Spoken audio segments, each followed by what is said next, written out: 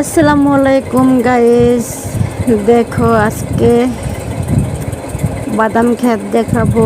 আমাদের অনেক অনেক জায়গা নিয়ে বাদাম দিয়েছি আমরা। এখনো বাদাম হয় নাই, কিছুদিন পরে হবে।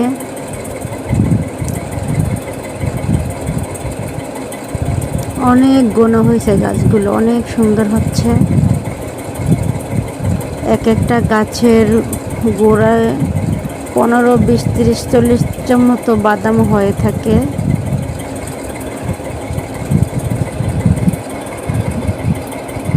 দেখো বন্ধুরা, কত সুন্দর দেখা যাচ্ছে, চারিদিকে সবুজ আর সবুজ।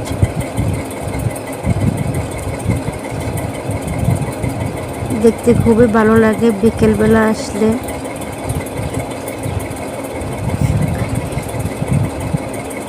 খুবই সুন্দর, অসাধারণ। কিছুদিন পরে তুলবো বাদাম।